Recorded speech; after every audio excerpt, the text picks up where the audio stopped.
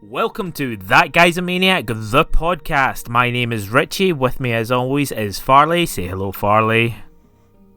Wobbuffet. Wobbuffet, indeed. This is a podcast about video games. We are two bloggers from 2006. You can read our blog at www.thatguys.co.uk. You can also catch us on the socials at That Guy's a Maniac, all one word, lowercase. Farley. Yes. Our season 3 gimmick is to throw a quote at each other. You've been doing the heavy lifting on that side. Yeah. Throw a quote at me. Okay. Here's a quote. First you draw a circle. Then you dot the I's, add a great big smile, and presto, it's blank. It's blank. First Yeah, you draw a blank circle. Blank is an actual other word, but I don't want to give it away. You don't want to give it away.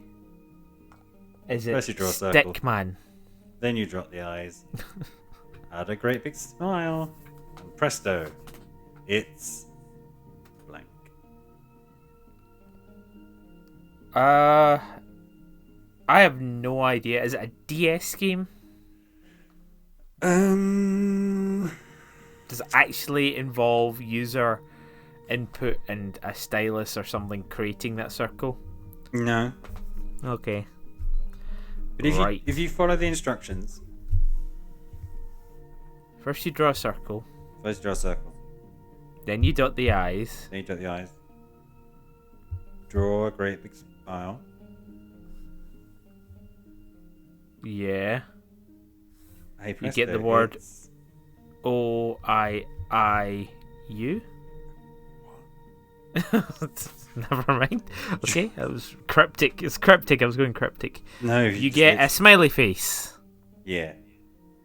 Who does it look like though? Who does it look like? Mm-hmm. It looks like the... I don't know. Name Dizzy? some video game characters that look like that. Dizzy. What do you say? That's a good guess. You're in the right area. Seymour. No. The rip-off of Dizzy. I'm in the right area. Well, Is this a character from the Commodore 64 era? no. Okay. A platformer of some kind? Yes. And does this person or thing only have a head? Does it have arms and legs? It has arms and legs. Sometimes. Sometimes. Sometimes. Is it Silly Putty? No.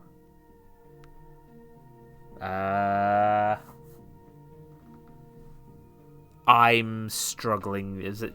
Oh, Nobby Boy? Nobby Boy. Yeah. From Nobby Land. You know there is a game called Nobby Boy. Yeah. Yeah. The big one. Yeah. Did they ever hit the sun? I've no idea. You think of the Kerbal Space Program? No. Do you remember Nobby Boy?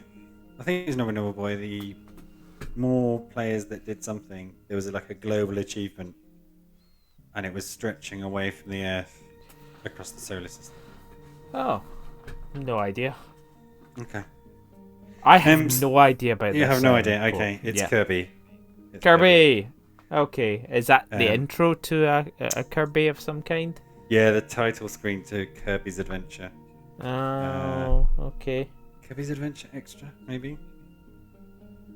And then it draws it. Okay. Got the eyes. Had a great smile, and presto, it's Another failure from me. Kirby. Okay, This right. So episode is yes. a staple of the podcast. It's been a while. It's What Are You Playing? Yeah. So So we we're going to should talk begin. about some of the games that we have been playing at each other, Yeah. and we've been keeping secret from each other so that we can surprise and keep it for the podcast. Yeah. Yeah, Yeah. yeah. Do not talk to each other anymore. We save it all for the podcast. Yeah. I have Our no best idea, content is no idea what's going on in your life. No Nope. idea what's going on in my life. It's just all podcasts. Yeah. Bants. I like In to case imagine in your case we type. waste the good stuff. Yeah. Yeah. Just in case. Good content, where we talk over each other. That's the Yeah. best content, Can't believe you wasted that good content on a conversation between friends. I know. So Richie, Right. Okay. Yeah. what have you been playing? That's not the format. What are you playing? Is this the new format? Yeah. What have you been playing? What have you? What is that? WHYBP. Richie, hubbub. Well, I have been playing a game called Scorn. Scorn. Now, this is ringing bells. Were there takes Yes. about this? I think there were takes about it, weren't there? There may have been some takes about this, but I think this was in-person takes. Okay. Lay it on me like I have no idea what this game is. Okay, so Scorn is a love letter to everything H.R. Geiger.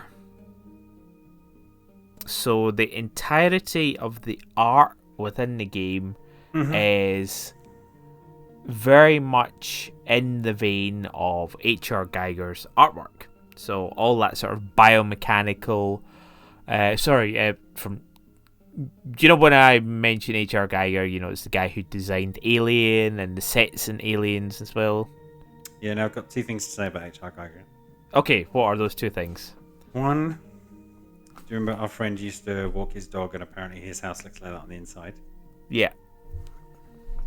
Two, you're quite a big H.R. Geiger fan. Did you have a book? I thought you had an H.R. Geiger I book. have many H.R. Geiger books, yeah. Really? Why are you such a fan? I always was amazed at the it's hard to sort of say. Like, I know that it's all sort of sci-fi style, but I think I was always quite amazed at how it incorporated this sort of sci-fi and sort of realistic look. So everything he used, like, he gets that look through airbrushing, but it looks so amazingly real, which I always find is missing from a lot of artists.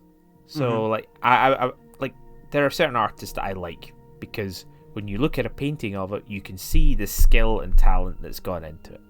Okay. And you look at H.R. Geiger and you can see, Jesus, that is a lot of skill and talent that person has to actually replicate a person's face, and then also apply this level of such a unique style of sort of like corpse mixed with insect carapaces and things like that. Really, really, really impressive. I'm not like a big emo goth freak or anything like that, but it's just like that really, really just astounded me.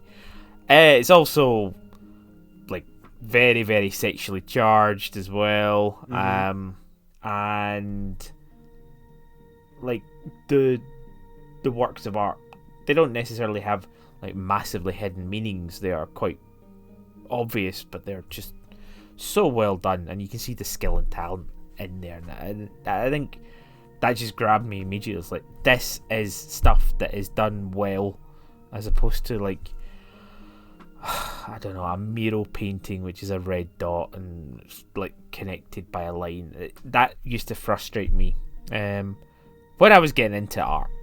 You know, do you see where I'm coming from? Yeah, it's quite a mechanistic appreciation of art, which is, not necessarily a bad thing. But the thing always struck me about it is he's kind of one of a handful of people who has been quite successful, kind of doing something that's just his own thing, really. Yeah. Like, I mean, he definitely has sort of took the airbrush and turned it into an amazing tool, but he also did loads of sculptures and stuff like that. I told you that I've been to Gruyere to visit his museum, or his house, and they've got the pub right next door. Yeah, the Geiger bar. Yeah, the Geiger bar, and I actually had do you remember the Corn video, Make Me Bad? There was a microphone stand that Geiger had actually designed for him. It was up there as well, which is quite cool. Yeah, like, it was everything I wanted it to be. You know, it was an amazing museum. And like everything outside, sculptures, so cool. Like, so cool to see, and yeah, really created his own world, and people approached him, please make more things like for screen. Yeah, great. But yeah, Scorn takes all of that art and turns it into a first-person roamer. Okay. Do you click screen by screen? Is it like Myst or Riven, or do you actually walk? No, it is first person. So you're in a 3D environment, and all of that environment has been created to look like H.R. Geiger.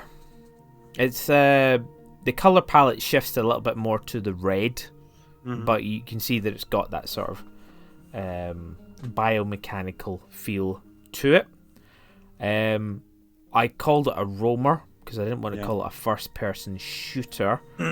What about a walking simulator? I will get to that. So I played it for a few hours. I done some wandering about, and you wake up and you're not sure where you are. Your head seems to exist within two different worlds, but and one of them is not Earth. But you are walking through this area, and like you sort of push your hands into orifices, and you'll like get things on your hand, or you'll turn and control and open doors, sort of like a viscerally sort of grabbing something in the orifice and then turning your hand, sort of thing. So this kind of, again, biomechanical. I don't want to have to keep using that word, but it is the best way to explain it. And as I was wandering around, I was thinking, this is amazing. This is astounding that they've like put this effort and beauty is probably eye of beholder and all that into this game, and it very quickly starts to peel away, and it became a puzzle. A very, very straightforward puzzler, but rather than go and press the red button, you've got to smoosh your hand into an orifice, or so it's things like that, and it just became a bit more of an abstract puzzler. So right now I'm in the middle of a puzzle where I have to get an egg, which may or may not contain something alive in it, because you need to have two people to open a door. So to get that egg, I had to go upstairs, and you need to then, this is where it started to grate, and the whole facade started to sort of disappear around me. You basically need to shift some eggs along like a slide puzzle, so that you can just eventually get the egg that you need to drop down so that it can then be incubated, and you do the incubation by sort of moving a sort of hand round and opening the thing. But yeah, as soon as I did that, and as soon as I got to that point of the puzzle, I was just like, this is exactly what the rest of the game is going to be. Okay. Now, I did look at some trailers, and there is potentially some shooting later on. But I think my heart sunk a little bit when it was just kind of like, you've made an H.R. Geiger slide puzzle. And I'm sure you can find like 500 of them on Steam or the Nintendo store. Yeah, you can't take the video game out of video games. Yeah, I'd like. So here's my question. Okay, go. As far as you've currently got to, as you said, I'm watching a trailer as you speak. Yeah, it does look like at some point you get a gun. But I don't think you're not running around putting bullets into everything. So I think no. Small sequence. Would you have liked this game more, as far as you've got up to, if it was pretty much just exploration? I think I would have liked the exploration more than I would have liked spending half an hour on a slide puzzle. Yeah. So if it was more of a walking simulator, interactive, and that there's interactive. Yeah. Maybe a little bit of a puzzle of like, all right, I don't understand how this alien technology works. That's fine, but taking it to the degree of I have to slide these things over, and I'm only allowed to do it in certain bits, and you have to that pissed me off. It just destroys the imaginative endeavor. Like it's such a common thing where you'll be playing a new game, normally first-person game, and you know how most games have a super polished first couple of levels, right? Before you start to get familiar with it, and before they run out of ideas. And you'll be really into exploring this world, working out how it works, how you can interact with it, and then you'll come across a wall that is 2 inches higher than you can jump. And you'll be like, oh, what's this game's version of a crate? Oh, it's yes, exactly. A box, a skull, a diseased biomechanical monkey head that happens to also enable me to get over this slightly too high wall. You think, oh, for fuck's sake, there it is. There it is. Yep. Yeah, and like I say, it's like I've got to that puzzle. I'm about to open a door, and I just it drags you in because it is pretty, and you want to see the next area. But looking at the trailer, it doesn't seem to change much in area. And it's just like, oh. Watching it, weirdly, it reminds me of Metroid Prime. Yeah. Like I can see, like the alien habitat being quite. Anyway, listen, it's a 6 out of 10 from me. I'm gonna stop. Okay. 6 out of 10. I'm not even gonna give it anything out like a Geiger meter reading or anything like that. It was great to see this level of detail being put into the artwork. Execution wise, it made my heart sink a little bit. Yeah, I had that recently with. Do you remember? I was on a Cthulhu bullshit. Yeah. For a while. And one of the ones, I don't remember which one it was now. And you're like, yeah, I really like this aesthetic. And then, cause it's like candles everywhere. And then you think about the logistics of, it must have taken ages to set these candles out. And like, to keep them alight all the time. And it just starts to break. Yeah. The reality. But yeah, okay, great. I hadn't really heard about it much. I think beyond you mentioning it. I think I got excited about it. I was like, I think it was coming out a few days after you'd been round, and I was like, yes, this has to happen. I'm so excited. And then sat down and, like a Saturday afternoon and just spent an hour and a bit on it, and like,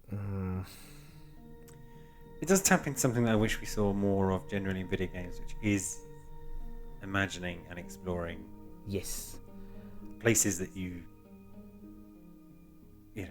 the fringes of imagination and reality. Yeah. But like the sad reality was, I was wandering around this space station. This is excellent. Oh, I'm opening doors in a weird way, and oh look, I can control this arm. I don't know what this arm does, and then fucking slide puzzle. Yeah, slide puzzle. You Just cannot like dress this up, and a it wasn't a switch where you have to put something weighted on it and auto open the door. Yeah, here we go. But the other thing that was awful about all of this is it took me ages. It was not an easy slide puzzle, and I thought, this is the first hour of the game. Are they gonna make it harder? Because I do not want to do another one of those puzzles again, ever. Yeah. Anyway, right. What have you been playing? Thanks, Richie. I have been playing Kirby something. Kirby something. Kirby something. Kirby something. Kirby something. And the reason why I can't remember it is because it's part of the problem. It's part why I'm playing it. Oh my god, where the fuck is it? This is the best rehearsed content that we have. Fully researched as well. I've got the Wikipedia page open. I thought, I'll just easily find it. I think it's called Kirby All-Star. Anyway. You've been playing a Kirby game. Okay. I've been playing... What? I dreamt this game? I dreamt this game? Kirby Superstar? Kirby's Superstar. Kirby Superstar. Yes. Now, the reason why I've been playing Kirby Superstar is I quite like the Kirby games. I've mentioned them before. We randomly picked up Kirby's Dream Land on the Game Boy, and it, years later, it's like, oh, the guy in Smash, that's that guy from that game. Because there's lots of memes about Kirby, right? Because unlike other franchises, which Nintendo fans just cycle through begging for, like F-Zero, like Star Fox, like Metroid. Yeah. People are starting to whinge about Mario again now because it's been a while. Kirby has been served frequently and often, and there's just something about it in the West, I guess. It's more popular in Japan. That they put so much care and love into this series. There's so many. There's like the airbrush game. There's a racing game. There's amazing music, but there's something about it that doesn't land right. You watch a Nintendo Direct and it's, here's a new Kirby game, because there's always a new Kirby game. And yeah, it looks great. It's probably going to be a blast to play through, but yeah. But that's it. And so I thought with the all the extra content we've got on Nintendo Switch Online at the moment, one of the things I'm really enjoying is that for all these big Nintendo franchises, you've now got like a good chunk of all of the early games in all of the major series, right? Which I love just having access to, without faffing with emulators and using it on the system. And so I thought, I like Kirby. Let's try and play through Kirby chronologically, because I had beaten Kirby's Adventure, which the quote came from. That was nice. Oh, nice. Cool. Yeah. I just got the callback. Sorry. You played through Kirby's Adventure. Yes, there you go. And so I thought, I'll look up the order of Kirby's games. And it's kind of mental. And this was triggered because the new Kirby game, it's impossible to work out. It's Return to Dreamland Deluxe, I think. which is no, it's not even Return. Yes, Return to Dreamland Deluxe. I think we have to stop you naming Kirby games because it's not working out too well for you.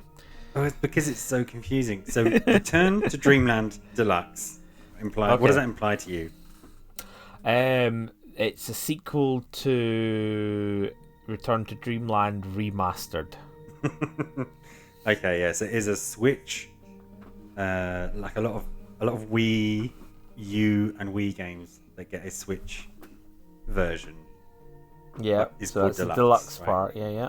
Pokken Tournament Deluxe, Mario Kart 8 Deluxe, whatever. Yeah. So it's a re-release of a Wii game actually called Return to Dreamland,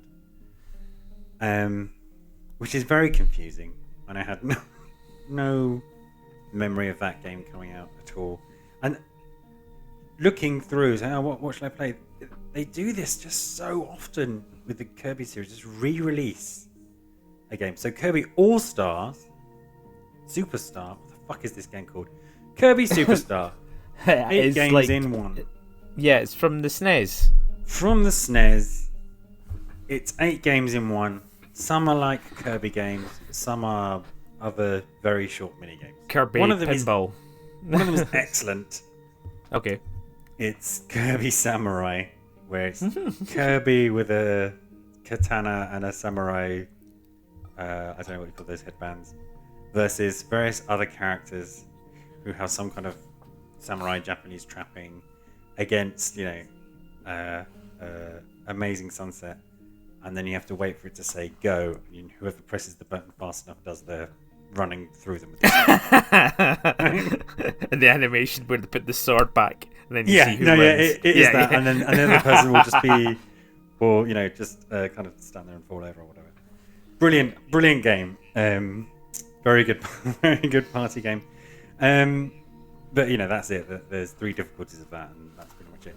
There's a boss fight mode. Then there's one of the games in it is a abridged version of Kirby's Dream Land. Hey, you remember Kirby's Dream Land? Here's the highlight sections and Kirby's Dream Land is not a big game. Here's the highlight sections abridged. Right. And that series just over and over again releases, and then they'll do like a weird Squeak Squad, or the one where he turns into a paintbrush, or the one where he turns into something else. So I just can't I can't reconcile. There's something about the Kirby series that I can't hold in my head, unlike if you think about other game series like Resident Evil, okay? Bit all over the place with sequels, spin-offs, side stories, etc. But I can hold it in mind, the rough order of things. The Mario games, we can do that. The Metroid games, we can do that. But with Kirby, it's just all over the place. Chaotic. So anyway, that's the next one in the series. After canonically, I'm skipping the pinball game and the Kirby's Dream Course, which is the golf one. Amazing game. And then there's Avalanche, which is another one, which I think has just come to the thing, and there's Dreamland 2, which is GBA. Then Block Ball. So Superstar is the next one that I can actually play, and then Dreamland 3 is also on the SNES emulator.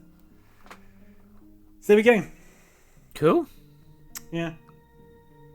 Playing the Kirby games in sequential order. Okay. And how many devoured enemies would you give it out of 10?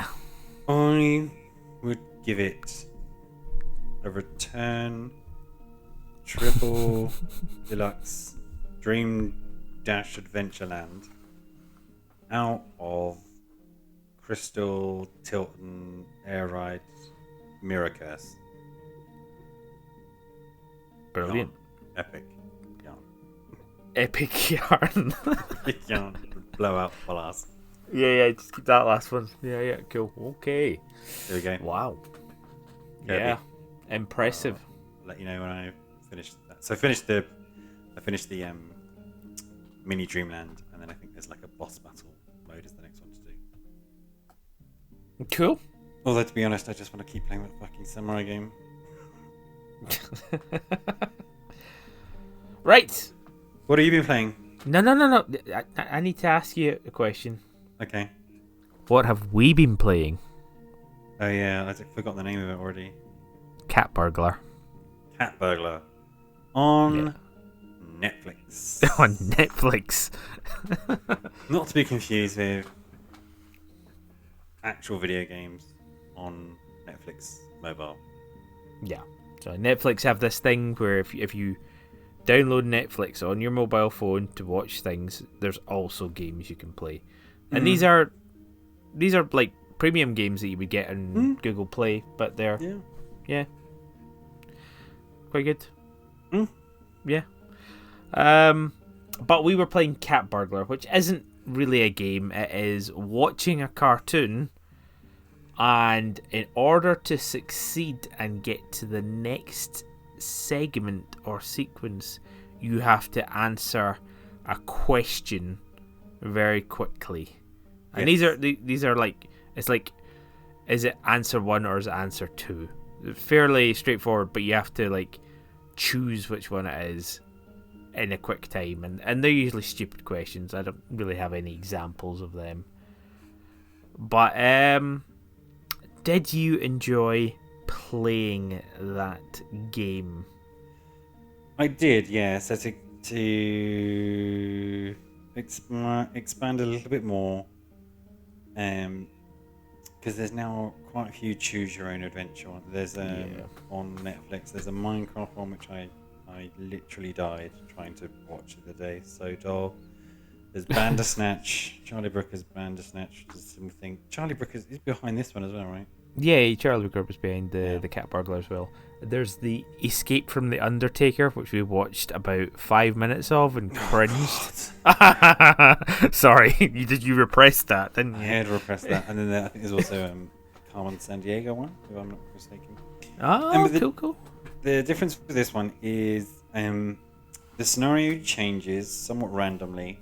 So you kind of cycle through it. So the cat has a number of different ways of trying to get into the museum to steal something. Once he's in the museum, he can choose a number of different paths, and then depending on and you've got an antagonist dog, security guard, and he gets you get more and more about his work and life sort of unfolds as you see little bits of him.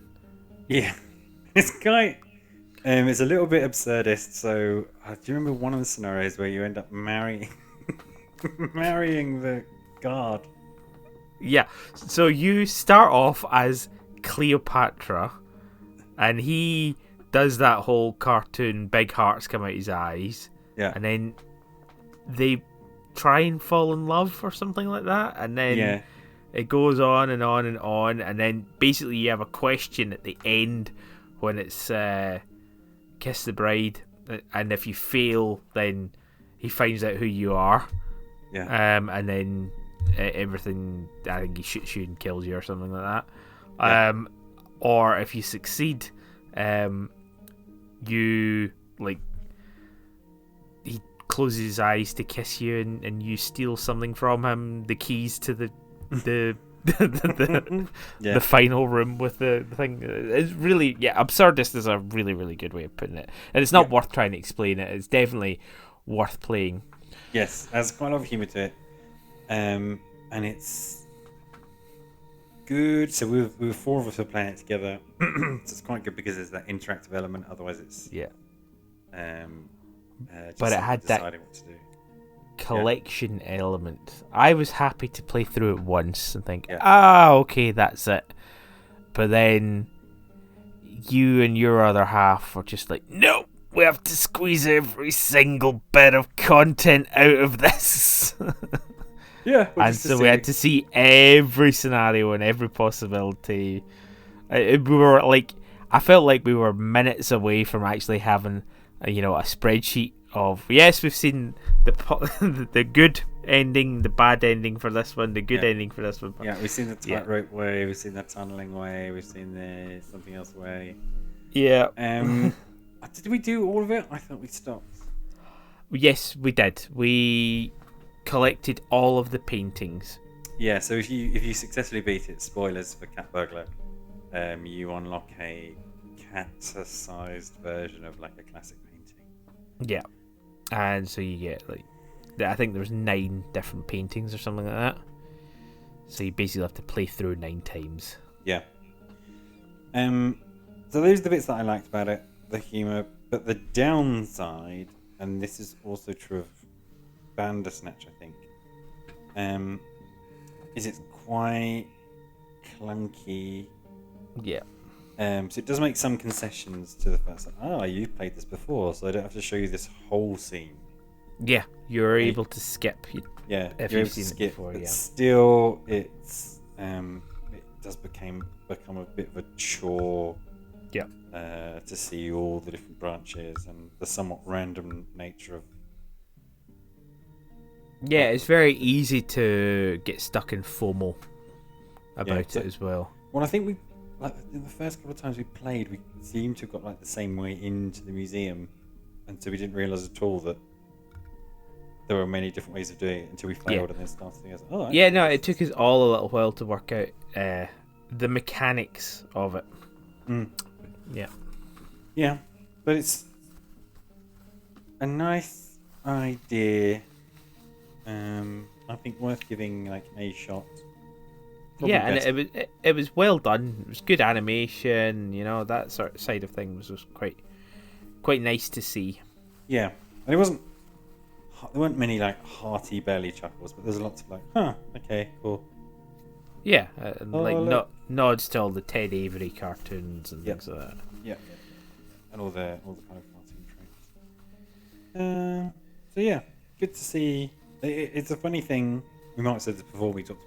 If we talked about these games before, it's kind of nice to see like a super old mechanic kind of have a bit of resurgence on a new platform, just because of the limitations of. Do you mean the Choose Your Own Adventure? Yeah. Do you not feel? I mean, like, there was an actual Choose Your Own Adventure on there. There was the Return to, or Warlock of Firetop Mountain, from like the Steve Jackson, Ian Livingstone books. Yeah. But do you not feel like Bandersnatch and perhaps the Cat Burglar one transcends beyond it? How do you mean? Because there's no longer an element of what do you choose, left or right. It is you got to get this question right.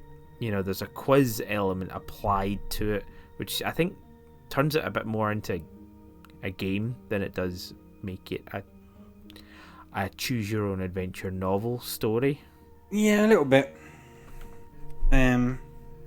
Because you said choose your own adventure, and I was like, I wouldn't have put this in the same bracket as that. I think it in the chronology of Netflix toying with these things. It's an iteration versus the true choose your own adventure I think with a concession to make it entertaining. It's not that interesting, and you don't have that much time for people to decide this or this, particularly when first time you're playing through it and you don't really know what this or this is.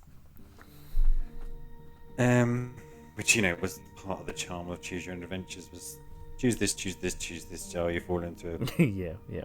bit of spikes, cheat and go back and choose the other option. Yeah. And they added dice into some of the later ones as well. Yeah, dice and like a mini D&D type stat sheet. Some of the images they had as well, you had to work out from the clues on the image on the page. That sort of stuff. Lots of the mirror puzzles. Yeah, because everyone just had a fucking mirror. But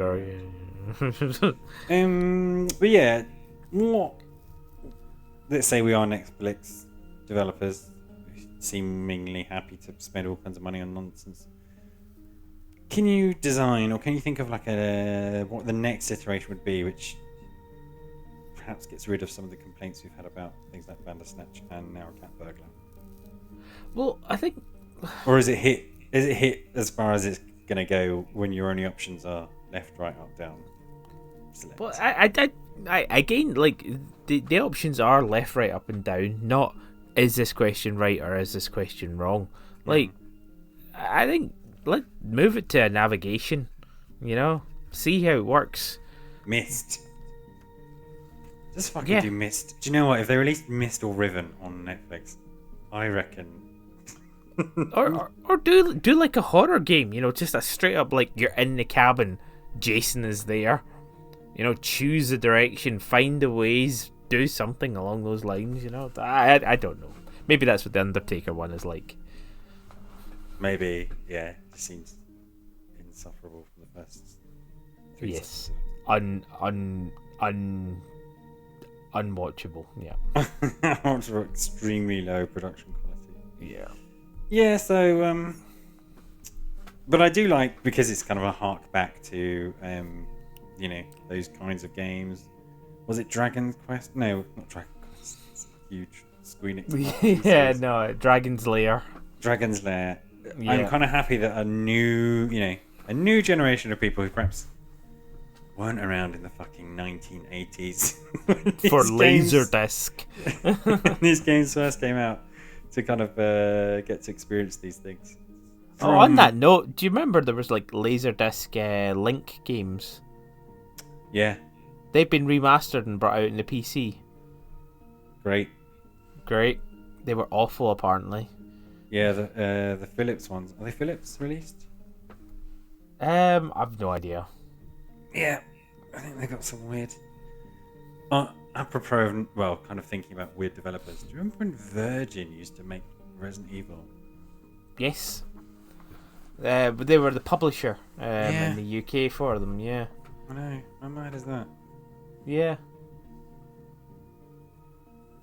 Ah. That's cool. Philips Interactive Media. Yeah, okay. PIM. Yeah, they did really well in our marketing. CD. Okay.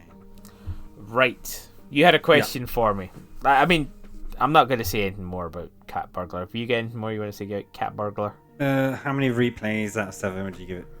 Oh man, I would give it 1 replay out of 7, but because Okay. I had everyone around me, I think you can quite happily go in there and enjoy it once, maybe twice, and think, oh wow, it's slightly different. But if you have massive FOMO, or if you were one of the people who watched Bandersnatch and thought, shit, now I need to check every other single option, then yeah, maybe this isn't the thing for you. However, I just thought of if I were to iterate on it. Okay, I'm sorry, I should have thrown that back. Back at you. Yeah. Thanks, Archie. And this is partly inspired by I've been playing Inscription, which is a very good game on the Nintendo Switch.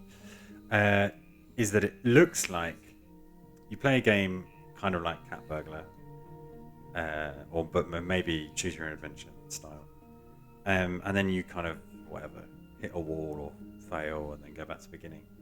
And for the first kind of 2 or 3 runs, it looks like it's that, but then it starts to get very, very kind of creepy, or weird things are different as you go. Oh, brilliant! So it's a roguelike that changes. Yeah, kind of, but it starts off really subtle before descending into utter madness. That's like Doki Doki Literature Club. You should really give that. I will when you play Eternal Darkness or Resident Evil Revelations 1 or 2. Revelations. Yeah, I've never heard of that. that'd be quite cool. And I know there's a whole genre of games which do that, where things get creepier and creepier, and as play you with, replay, and play with the whole idea of the game, including breaking, telling you that your game has been wiped or the screen's upside down. Yeah. Get Guillermo del Toro to put his name on one. Did he? No, they should. That's Oh, what I'm yeah, saying. Yeah. Okay. Cool. Great. Was that yours or not yours? Oh yeah, what have we been playing? I asked. But you asked me a question before. Did I? What are you playing?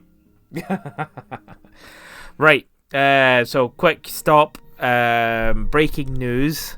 One of our features has been resurrected. Are mobile games any good yet? Yeah. Is that your answer? No, it's not my answer. For those of you who are new readers, Richie had a long-standing section on the blog where normally around the time when you got a new gaming phone, you'd ask the question, are mobile games good yet? And they've constantly evolved into pretty much being no. Like, Snake is shit. Yeah. This movie tie-in that slightly uses... weaker versions of no. yeah. Still no. This game has too many microtransactions. Yeah. So no, yeah. But I have been playing a game. Yeah. Free. On the mobile phone. Yeah. It is available on other platforms as well. Oh. It is a game called Vampire Survivors. Oh yeah. Have you heard of this? Yeah, I have. You have. Have you played it? No. Okay. So what have you heard about Vampire Survivors? It's the sequel to Darkstalkers. No. 4. Because Capcom just do not want to give that series much love. Isn't it a... I don't know. I know nothing about it. That's such a generic name. It is really, really generic. Yeah. It could be anything. It could be a gacha game, an RPG, a twin stick shooter, an RTS, object stacking game, a dating simulator. Yeah, it really could. What is it? What actually is it? It is a reverse bullet hell. Okay. So basically, it's also a roguelike. Very, very strong roguelike. Mm-hmm. You play as a vampire survivor. Yeah. And you are just a little nice, sort of very, very Castlevania pixel art. You're wandering around and you collect weapons. These weapons will, like, they'll shoot at a target, or they'll shoot in a straight line, or you'll get a whip that goes around you, or you'll exude an aura, and you'll be getting many waves of lots of enemies attacking you, and you've got to try and take them down.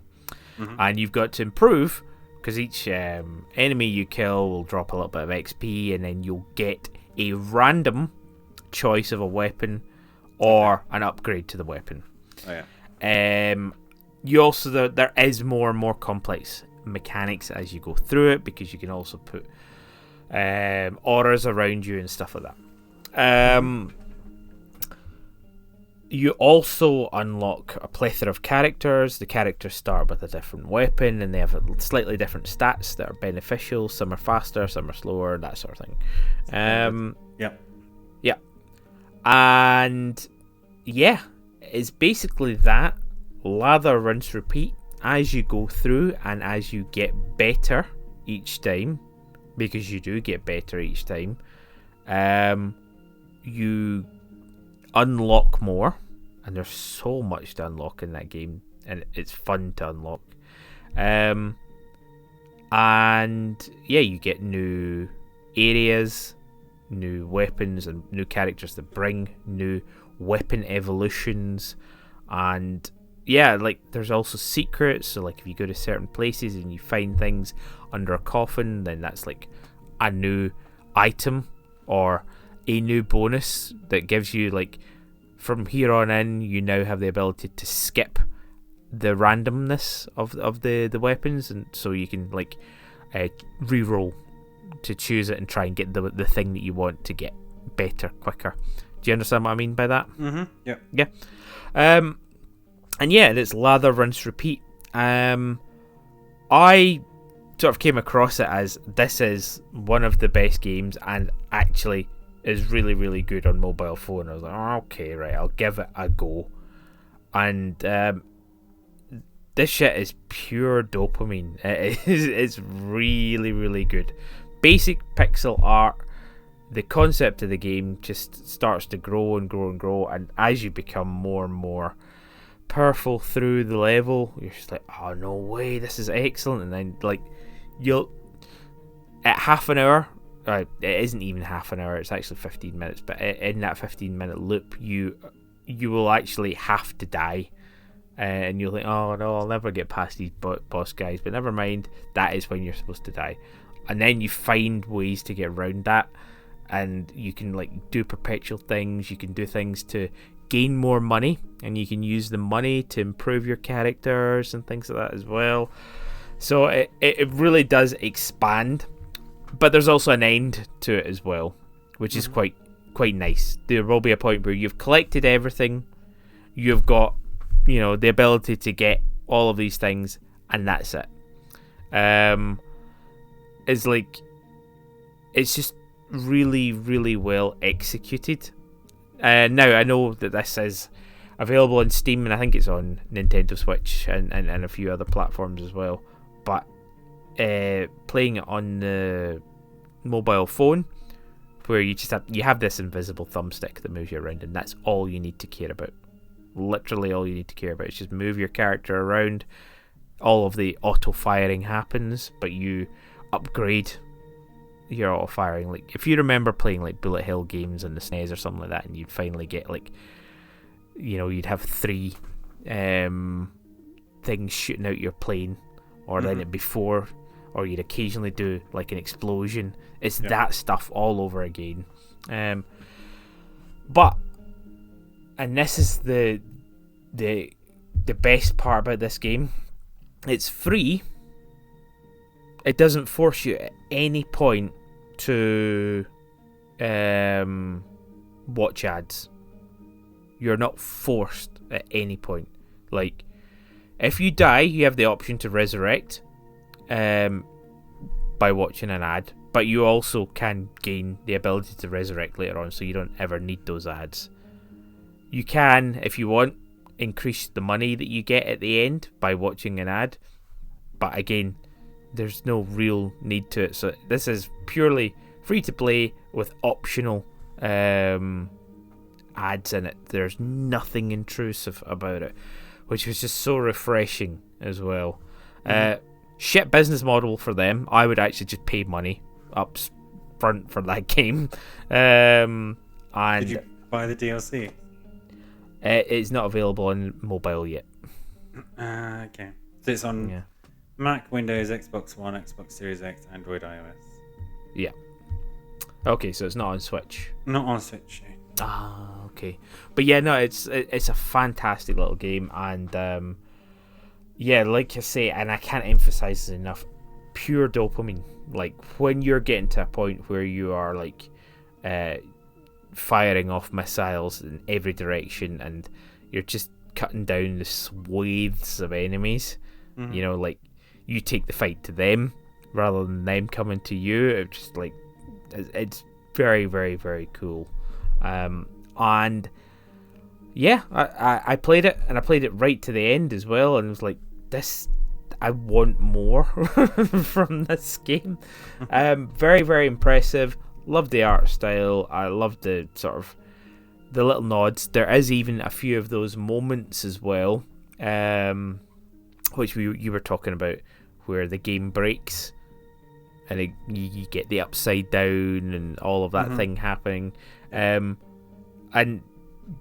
how you get there is so amazing. It's not really spoilers, but like there is a point where you've got this aura where things are spinning around you. These are like sort of like Doctor Strange symbols, are sort of like swirling around you, and then they start getting faster and faster, and then the screen starts zooming in more and the pixels become bigger, and then eventually the game breaks. And as you've done that, basically because you've collected all of the right weapons to make that happen, you've inadvertently opened up and got a new secret out of it. And I thought that was so cool, because you're just like, this is amazing, this is intense, look at the thing spinning, I'm doing so well, oh my god, the thing's breaking, what have I done? So yeah, that was a very, very cool moment in the game, or at least I appreciate it for that. I'm going to stop talking about Vampire Survivors. Very, very good game, strongly recommend. Great. Mobile game, 9 out of 10. 9 out of 10. Key question. Yes. When are you playing this? When am I playing it? Yeah. I have found myself playing it. Because you don't have much of a commute, as much as a commute as you Oh, used to no. have, right? Like, I was getting up in the morning and like, yeah, this is an awesome game. Or going to bed at night. Or if I was traveling. I was just finding myself finding a little bit extra time, or you know, like the TV was on but I was playing Vampire Survivors, you know, sort of thing. Surrounded by several teraflops of processing power and hardware and software libraries. Yeah. And you were staring at your phone. Playing a pixel reverse bullet gem. Yeah. Okay, so to round off Vampire Survivors, are mobile games, are they good yet? That one was great. To go back to the question of are they any good, I have found out there was many clones made of it. Of course. Yeah, and so I had a little look into them, and just like vomit of a million different currencies, or adverts for everything, or buy these amount of gems so that you can, and like, fuck off. So no, mobile games are still butt rape, awful. Microtransactions. If you had a look at the bell curve, it's still like deep in the negative, right? Really long tail into good. But this game is a gem. It's the diamond in the rough. Asymptotically, a couple of grades. Yeah. The vast majority is still trash. Cool. I'd strongly suggest you give it a go. I think you would have a lot of fun with it. Great. Cool. Let's see if I can find it on the Google Play Store without 100 different versions of Vampire Survivor. Yeah, no, if you just take with a Vampire 1 Survivor, instead of an I, or Vampire Survivor, or Surviving Vampires. That is the dating sim. Right. Okay. Let's round this off for now. What have you been playing? Well, I know. I just can't believe before the podcast starts, readers were like, "I've got 4 things." Yeah, I've got 4 things. Great, that will be. And then you get halfway through.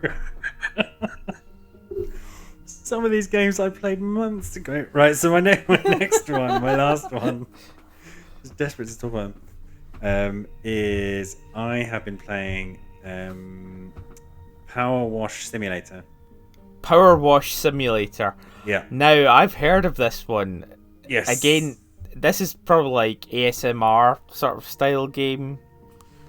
So, yeah, I mean, there's been a lot of, famously, like farming. I think Farming Simulator must have kicked it all off. And then there's just been a string of Surgeon Simulator games, and then PC Builder Simulator. Right. So we've done everything we can to subvert, invert, etc. the simulator genre. I saw Power Simulator when it came out. I was like, yeah, okay, fine, haha, but is it actually interesting or is it quite boring? Wasn't bothered. But then they released a free Final Fantasy VII remake level pack Okay. where you are power washing. When you escape. Spoilers for Final Fantasy VII. When you escape the Shinra Tower in Midgar, you get in that little like blue tuk looking truck. Yes, I do. Yeah. And Cloud's on the bike. Basically, when you're playing the bike game. Yeah. So one of the levels is to clean both of those off with a power washer. But you're actually in the remake version of the Shinra Tower. Basically, have you got to the Shinra Tower? In the remake? Yeah. No. Oh, for fuck's sake. All right, well, it's set there. Very accurately set there. And I wasn't too bothered. But then the thing that made me pick it up and buy it and play it for 10 hours this weekend is they released a Tomb Raider expansion as well. So both of those are Square Enix adjacent things where you get to clean her mansion. And I thought, that speaks to me, that sings to me. I'm kind of a big Tomb Raider fan, but really have kind of just lost my interest or way with the series when they rebooted it, then rebooted it again. But yeah, the mansion. So weirdly, it's really weird. So I downloaded it, skipped the main story, went straight into Lara Croft Mansion. And it's something weird going on. I think it sometimes happens where even though you are very laboriously power washing dirt, it takes hours. And it's really finicky and meticulous. And it's probably the best Tomb Raider game of the last 10 years. Just being outside her mansion again, yeah. And she's not in it. Well, I don't know. I've not got very far. So nobody turns up. There's no other characters. You get text messages occasionally every 20% that you clean. You've got a range of nozzles and extensions to use. You earn money to upgrade your gear and your boiler suit. There's just different kind of boiler suits. There are some hard to reach places. There's different substances. Metal's really hard to clean. Stone, wood, brick, etc. But yeah, as you first kind of mentioned, like the ASMR, I think it's more of like a Zen type experience. Yeah. Because you're just concentrating on this one task. And then you can pull up your menu and there's a big list of, because it shows your running percentage and then you get to 98%. You're like, pretty sure everything's done. So you can pull up a list and it will tell you, you've missed. And you also get to learn insane architectural and car anatomy terms. So it'd be like, you've missed a tower coin. And you have to go hunting around to see the tower coin that you've missed. You can also select it and then it will slightly flash white to narrow in the particular tower coin that you've missed. Okay, good. Yeah, so just really, really good. I think the only thing that ruined the experience, so I didn't want to blast through it, so I'm kind of saving it for when I know I want to play something, but I don't want to think too hard. Yeah. There's no pressure, right? There's no, if you do it quickly, it's like a countdown mode, but there's no, if you do it quickly, you earn more money, or their achievement is just, you can take as long as you want to do it 100%, and you get 5 stars, and then the stars per level you get to buy other equipment. I know exactly where you're coming from. Something that you can just play, that you know you're going to like, and yeah. And very much saving the Final Fantasy and Tomb Raider levels to jump into every now and again. And slowly finish off. Yeah, so I really, really enjoyed it. The only downside, I think, or the niggle as I was playing it, was there is something insane about spending so much virtual time on cleaning an imaginary house. Yeah. When you could be actually, doing some DIY or actually power washing something. I think mentioned a similar one, house flipping simulator, yeah. or something like that. It got exactly the same shit, like where you are mowing the lawn, or you're fixing a skirting board, or you're putting a new fridge in, or you know, like that sort of stuff. And what was the other one? There was a big pack it up or pack. Do you remember this one? It was a few months ago, just before Christmas. That's where you have to unpack. Yeah. Or no, I think you have to pack. Oh no, it's unpacking. It's the other way around. It's unpacking. Yeah. Put the books on the shelf. Put the spoons. You got to put everything. Like, I hate that sort of stuff, you know. But I can see the zenness in it for a lot of people. Yeah. Yeah. And I wasn't interested. So the DLC, free DLC worked because I was when it came to Final Fantasy, but then with Tomb Raider as well. Yeah. I was like, oh god, okay. And I think it was £15 on eShop. And yeah, from what I played of it, I did jump into the main campaign, and you clean a van and you clean a bungalow. So fucking hell, it's like 40 hours worth of content on the base. I know. Like, you could spend a long time on it. You could even go back and enjoy re-cleaning that van. Yeah, it's also got like online co-op. So you can power wash the buddy, I guess. Yeah. Weird, totally weird game, but I think it works, and it is fun to see this. And who knows, because I think it's published by Square Enix, hence the Square Enix DLC. Yeah, of course. That's why it's got Tomb Raider. Yeah, so maybe we'll see, I don't know, Legacy of Kain DLC. Or Dragon Quest, or Final Fantasy 8. Yeah, Final Fantasy 8. Maybe they'll bring back Triple Triad for Power Washing Simulator. Oh my god, that would be the killer. That would be the absolute killer. They put Triple Triad in Power Wash Simulator. I don't think I'd ever want to do anything again. Play that. That would be the favorite game. How many pressure jet washes would you give it out of 10? I think it is quite finicky, and it's I was thinking this. You can tell something's a PC port. Yeah, you can. Well, first of all, when Unity flashes up on the screen, but also when it loads the EULA for the first time. Yeah. And the text is really tiny. Yeah, oh, hello. Here's a PC game. Here's a PC game that's been ported. Tiny text that you're scrolling through with a fucking Joy-Con. Yeah. Or the right stick becomes a cursor as well. That's another telltale sign. Yeah. It's very Unity. So, for example, you have like a small step ladder and a scaffolding, which... I've got a lot of time for Unity because, like, it is a platform that is on the PC, but there's plenty of things that are designed as console things in Unity. So I wouldn't say that's a defining feature for them. No, but it does have that PC jank. Yeah. Like when you pick when you pick up a step ladder, oh hello Half-Life, I remember this. Yeah. I remember this jank. Can I see my feet? Can you see your feet? I don't think you can. Oh, fucking PC shit. Anyway.